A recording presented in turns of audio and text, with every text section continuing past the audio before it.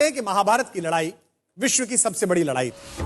अर्जुन जब कर्ण जैसे महारथी और दुर्योधन जैसे महाबली की सेना को पराजित करने के बाद महाभारत का विजेता बन गया तो उसे लगने लगा कि ये तो उसका निजी पराक्रम है, उसके बाणों में बल है, पुरुषार्थ है।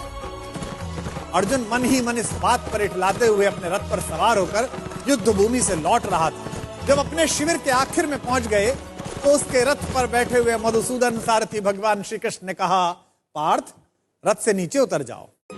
उसने श्री कृष्ण से कहा कि माधव आप सारथी, आप उतर जाइए, मैं भी उतर जाऊंगा।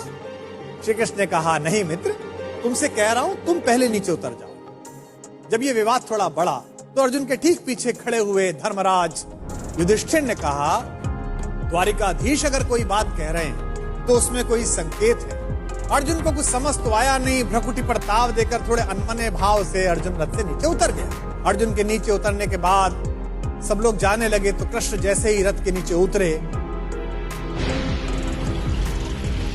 रथ में एक भयंकर विस्फोट हुआ और रथ छोटे छोटे टुकड़ों में बट गया। विजय का सिंहासन सामने देख रहा था जो अर्जुन, जिसके सिर पर विजय का ताज था, उस अर्जुन ने पलट कर देखा तो माधव मुस्कुरा रहे थे और रथ जल रहा था। अब उसे यह तो समझ में आ गया कि उसके सखा श्री कृष्ण ने उसे रथ से नीचे उतरने के लिए क्यों कहा, और उसे विस्फोट का कारण अब भी समझ में नहीं आया। अब उसने विनम्र भाव से अहंकार का तिरोहन करते हुए माधव से पूछा कि माधव यह क्या लीला है। कृष्ण ने मुस्कुराते हुए उत्तर दिया कि पार्थ, युद्ध के इस दौरान इस रथ पर कई दिव्य शक्तियों का प्रयोग हुआ। तुम पर जिन घातक अस्त्रों का प्रयोग हुआ उसका बचा हुआ असर भी इस रथ पर था जिस पर हम सवार थे।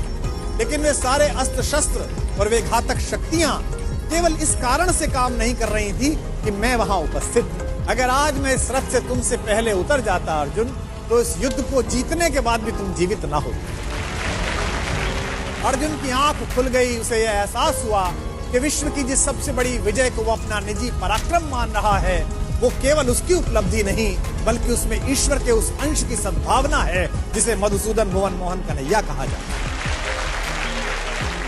ये कथा ये बताती है कि सिद्धियों के मद में खुद को इतना शक्तिशाली मत समझो कि जिन्होंने हमें सिद्धियां दी हैं उन्हीं को आप आंखें दिखाने लगे। याद रखिएगा, आपकी प्रत्येक सफलता के पीछे कृष्ण जैसे ऐसे असंख्य लोग हैं जिनकी चुपचाप और अदृश्य शुभकामनाओं के कारण आप इस विजय रथ पर सवार हुए। जब भी आपको यह लगने लगे कि आपने ये ऐतिहासिक उपलब्धि स्वयं की बुद्धि शक्ति के कारण पाली है, तो बस उन लोगों के बारे में सोचिए जिनके सहयोग के बिना आपकी यात्रा इतनी आसान न होती।